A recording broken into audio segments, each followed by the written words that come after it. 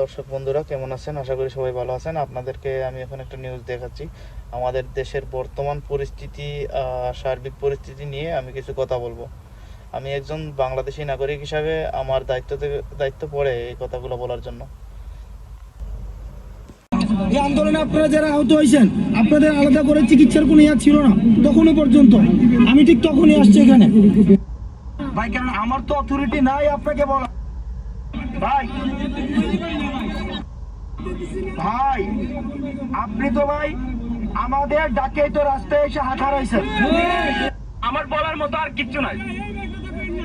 আমরা আপনাকে সম্মান করি, আপনি আমাদের সাথে থাকেন, আমাদের কোনো সমস্যা নাই, কিন্তু যেটা সলভের বিষয়। নিউজটা তো আপনারা দেখলেন। তো আমি কথা বলবো আমাদের বর্তমান বাংলাদেশের কিছু কথা নিয়ে।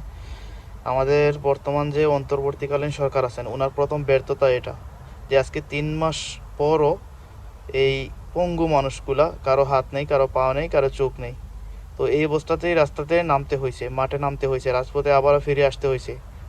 ভাই, ওরা দেশের জন্য অনেক কিছু করছে। আপনি কি করছেন? আপনারা কি করছেন? কোথার থেকে যেন উড়ে এসে জুড়ে বসতেছেন। আপনারা উপদেষ্টা, আপনারা দেশ চালাইবেন, দেশের সব কিছু আপনাদের হাতে। কিন্তু যেই মানুষগুলো আপনাদের হাতে দেশ তুলে দিয়েছে, ওই মানুষগুলোর কথা একটাবার চিন্তাও করেন নাই। আজকে 3 মাস ধরে ওরা পঙ্গু হাসপাতালে পড়ে আছে। আজকে লাস্ট ওরা রাস্তায় আসতে বাধ্য হয়েছে। ওদের সুচিকিৎসা দেওয়া হচ্ছে না, ওদের কোনো খোঁজখবর নেওয়া হচ্ছে না। তো আমরা যারা সুশীল সমাজ, যারা সোশ্যাল মিডিয়ায়, ফেসবুক, ইউটিউব কন্টেন্ট ক্রিয়েট করেন, এদেরকে নিয়ে একটু কথা বলেন। দেখেন ওরা কোন অবস্থায় আছে আর আপনি কোথায় আছেন।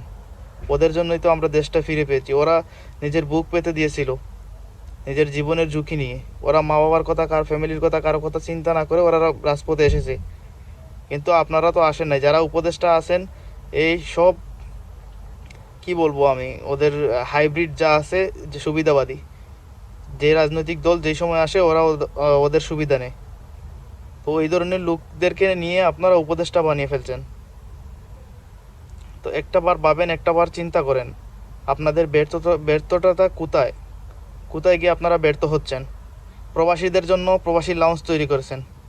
আরে ভাই, একটাবার চিন্তা করেন, এই প্রবাসী আপনার এই 50 টাকার বার্গার 20 টাকা খাওয়ার জন্য যে এয়ারপোর্টে বসে থাকে না, ওই প্রবাসে যাওয়ার সময় যেই ছেলেটা প্রবাসে আসে, ওর কাছে একবার প্রশ্ন করেন ওই প্রবাসে আসছে কিভাবে।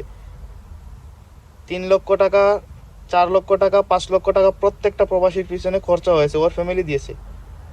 তো যে জায়গায় ইন্ডিয়া থেকে লোক আসে, পাকিস্তান, নেপাল থেকে লোক আসে 70,000, 80,000 টাকা করে, আর আমাদের আসতে হয় 5 লক্ষ, 7 লক্ষ টাকা খরচা করে। কেন? আমরা কি পৃথিবীর বাহিরে থেকে আসছি? বাংলাদেশ কি পৃথিবীর বাহিরে? এই জুলাই অভ্যুত্থানের সবচেয়ে বড় অংশ হলো প্রবাসীরা। আমরা প্রবাসীরা যারা রেমিটেন্স শাটডাউন করে দিয়েছিল, যার কারণে এই সরকারকে পালাইতে বাধ্য করা হয়। তো আপনারা এই প্রবাসীদের জন্য একটা লাউঞ্জ করেছেন, 20 টাকার বার্গার 10 টাকায় পাওয়া যাবে, মানে এরকম কোনো কিছু খাওয়ার জন্য। তো ও 2 বছর 4 বছর পর বাড়িতে গেছে, ওইখানে আপনার এয়ারপোর্টে বসে বার্গার খাওয়ার জন্য না ভাই। আপনারা ওইটা দেখেন যে বাংলাদেশ বিমান কেন প্রবাসীদের লাশ নেয় না, কেন আমাদের অন্যান্য দেশে ভিসা লোকেরা যে সময় এই দেশে আসে তখন ওদের খরচা হয় 70,000, 80,000 টাকা, আমাদের কেন 5 থেকে 6 লক্ষ টাকা খরচা হয়? কেন আমরা দালালের খপ্পরে পড়তে হয়?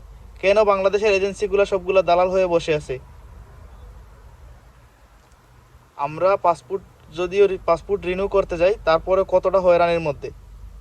যেই মানুষগুলা 5 বছর পর পর আপনাদের এম্বাসিতে যায়, ও প্রতিদিন যায় না বাংলাদেশ এম্বাসিতে, 5 বছর পর একবার পাসপোর্ট রিনিউর জন্য যায়। তাও কি করছেন? গরুর গোয়াল ঘরের মতো ওই উপরে ছাউনি দিয়ে রেখে দিছেন। আর অন্যান্য দেশের এম্বাসি যেয়ে দেখেন, আর বাংলাদেশের এম্বাসি দেখেন, 45 ডিগ্রি 48 ডিগ্রি গরমের মধ্যে ওখানে লাইনের মধ্যে খাড়াইতে হয়, 2 ঘন্টা 3 ঘন্টা লাইনের মধ্যে খাড়াইতে হয়। কি একটা খারাপ অবস্থা। তো আর কি বলবো, দেশ ও জাতির উদ্দেশ্যে আর কিচ্ছু বলার নাই ভাই। যদি পারেন ভিডিওটা একটু শেয়ার করে দিয়েন, যাতে ওই যে সুবিধাবাদী উপদেষ্টা বসে আছেন ওনাদের কাছে যেন এই জিনিসটা পৌঁছানো যায়। ওনারা ভাবছেন হয়তো ওই ব্যারিস্টার সুমন কি যেন এমপি হওয়ার পর এয়ারপোর্টে আসছিল 2-4টা ফুল নিয়ে সস্তা ভালোবাসা পাওয়ার জন্য। ওনারা সেই ব্যবস্থা করতেছেন সস্তা ভালোবাসা পাবেন। আসলে এটা কোনো সময় পাবেন না। প্রয়োজন হয় আমরা আবারও রেমিটেন্স শাটডাউনের ডাক দিতে পারি। ধন্যবাদ, ভালো থাকবেন সবাই।